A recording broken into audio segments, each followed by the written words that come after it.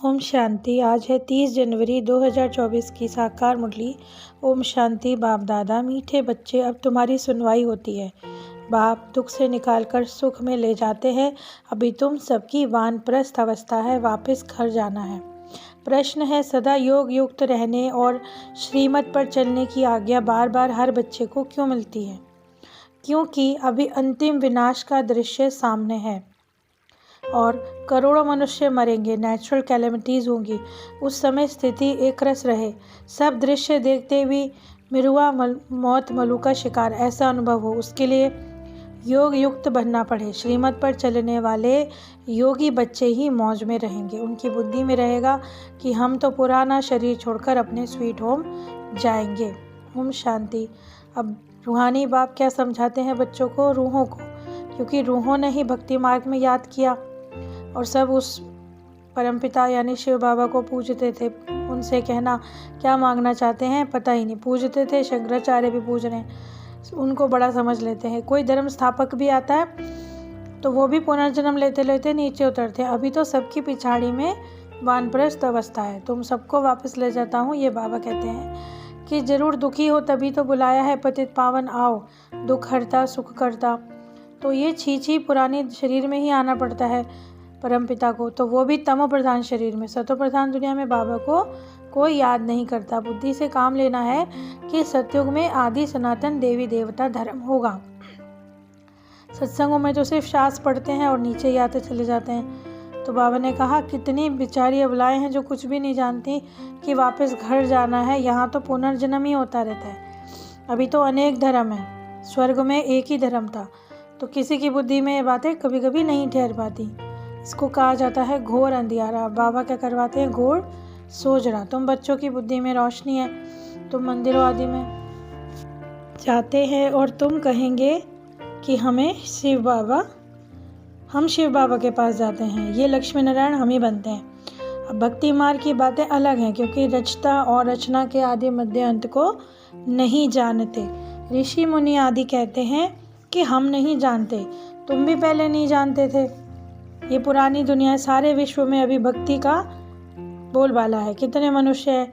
सतयुग नई दुनिया में सिर्फ एक ही धर्म होता है, फिर होते हैं अनेकों धर्म, फिर तालियां बजनी है, खिटपिट होती रहती है, पॉलिसी ही ऐसी है। तो बाप को ना जानने के कारण सारा धर्म ही देवी देवता धर्म लोप हो गया। अभी तुम समझते हो कि बाबा हमें ओबेडिएंट सर्वस बन के हमारे को देवता बना रहे हैं। बड़े आदमी हमेशा चिट्ठी लिखते हैं, नीचे लिखते हैं ओबेडिएंट सर्वेंट।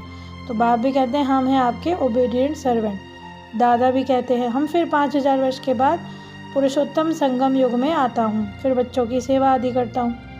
मुझे कहते हैं दूर देश का रहने वाला। इतने शास्त्र पढ़कर अर्थ नहीं समझते, तो बाबा शास्त्रों का सार समझाते हैं। तुम मनुष्यों को दोजक से निकालकर बहिष्ठ में ले जाते हैं, क्योंकि दुनिया अभी पतित है और ये ड्रामा बना बना है। इसको अभी उनको ही गार्डन ऑफ अल्लाह कहते हैं। कलयुग में होता है कांटों का जंगल। तो एवर हेल्दी हेवर वेल्दी वहाँ बनते हो, आधा कल्प सुख आधा कल्प दुख। तो जब सुख धाम में जाते हो, तब शांति धाम में जब रहते हैं, तो आधा कल्प तो सुख धाम है ही, फिर उससे ज़्यादा दुख भी है, क्योंकि जितना दुख सुख भोगा। तो भक्ति मार्ग में भी देखा था कि याद आता था कि पहले हम कैसे थे, कितना धन था। ऐसा कहा जाता ना, पहले भारत सोने की चिड़िया था, तो पैराडाइज था। लेकिन अभी क्या हो रहा है कि अभी भीख मांग रहे हैं, गरीब बन पड़ रहे हैं। तो ये भी नाटक है। तो बाबा कहते हैं भारतवासियों को सबसे जास्ती परमात्मा पिता का ज्ञान 84 जन्मों का मिलता है। एक बच्चे ने धर्मों का हिसाब निकाल के भेजा था, बाबा को बताया था कि धर्मों का हिसाब किताब, परंतु कुछ नहीं, फ़ायदा नहीं। तो जब बाबा की याद में रहेंगे तभी तो कमाई होगी, जब सतो प्रधान बनेंगे।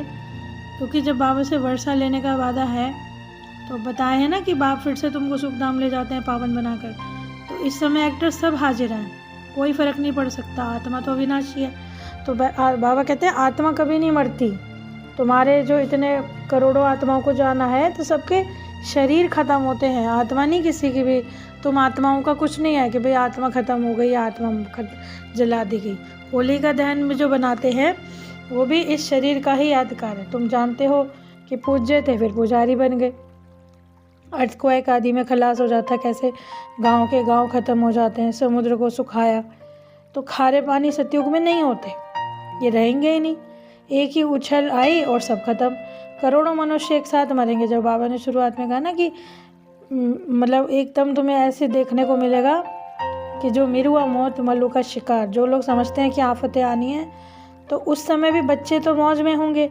बर्फ़ की बरसात होने से ढेर मनुष्य मरते हैं, नेचुरल कैलेमिटीज़ होती रहती हैं। गॉडली कैलेमिटी उसको नहीं कहते। ऐसे भी नहीं कहना कि शंकर जी ने विनाश करा, ये सब भक्ति मार्ग की बातें हैं। जानते हो कैसे गैस से कभी आदि से विनाश होता है, बाप समझाते हैं। पिछाड़ी में बच्चे फट समझ जाएं, दुखी ना हो, परंतु ये तो ड्रामा है। आत्मा तो अविनाशी है, उसका कभी विनाश नहीं होना। तो हम आत्माएं ना छोटी बड़ी होती हैं। तो इस समय पुरुषोत्तम संगम युग पर बाबा ऊंचे से ऊंचा बनाते हैं, तभी तो कहते हैं श्री श्री। तो ये है श्रीमत। तो बाबा बच्चों को कहते हैं मुझे याद करोगे तो खाद निकल जाएगी। गृहस्थ विहार में भले ही रहो, बाबा ने कभी भी नहीं कहा कि गृहस्थ विहार में रहो ही मत। कमल फूल समान पवित्र रहो। अब तुम सबको जो ज्ञान मिला है, तो बाबा ने कहा ना कि माया थप्पड़ लगाकर बहुतों को गिरा देती है, तो दशाएं बदलती रहती हैं। उसके लिए क्या उपाय है कि देह सहित देह के सब धर्मों को छोड़कर माम एकम याद करो। बाप तो निराकार है, उनको शरीर ही नहीं। और जब 60 वर्ष की आयु होती थी, पहले भी तो कहा जाता था गुरु करा है, परंतु अब हमारे गुरु जो हैं गुप्त वेश में है। ब्रह्मा को देखो कितने ढेर बच्चे हैं। ये वर्ड का ड्रामा एज इट इज चलता रहता है। तुम्हारी बुद्धि ऊपर से नीचे चक्र लगाती रहे। तुम बाबा के बच्चे बने हो तो बाबा क्या कहते हैं, फॉलो फादर, तभी तो सतो प्रधान बनेंगे, वरना पहले तो जानते ही नहीं थे। अब शिव जयंती भी क्यों मनाई जाती है, कोई नहीं जानते, तिथि तारीख दोनों ही नहीं, गर्भ से तो जन्म ही नहीं लेते।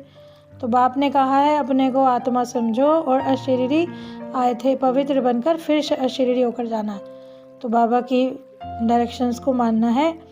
मीठे मीठे सीखे लदे बच्चों प्रति माता पिता बाप दादा का याद प्यार और गुड मॉर्निंग। रूहानी बाप की रूहानी बच्चों को नमस्ते।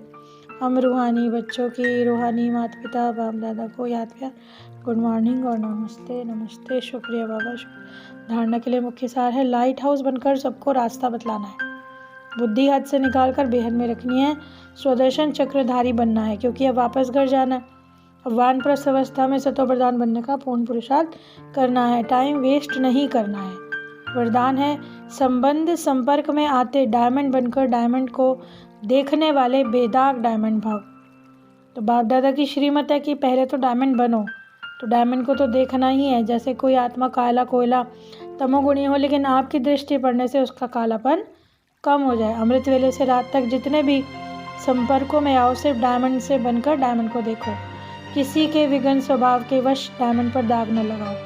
अनेक प्रकार की परिस्थितियों के विघ्न आए, लेकिन आप ऐसे पावरफुल बनो कि आप पर उसका प्रभाव ही ना पड़े। स्लोगन है, मन और बुद्धि को मनमत से सदा खाली रखने वाले ही आज्ञाकारी हैं। अव्यक्ति साइलेंस द्वारा डबल लाइट फरिश्ता तिथि का अनुभव। जैसे अंतरिक्ष यान ऊंचे होने के कारण सारी पृथ्वी के जहाँ भी चित्र खींचना चाहते हैं खींच सकते हैं, ऐसे ही साइलेंस की शक्ति से अंतर्मुक्ता की गुफा में बैठकर साइलेंस की गहरी अनुभूति करो, तो ये अनुभूति डबल लाइट फरिश्ता बनाएगी। आज की इतनी ज्ञानवर्धक मुरली के लिए बाबा का पद्मा प्रणाम, शुक्रिया। ओम शांति।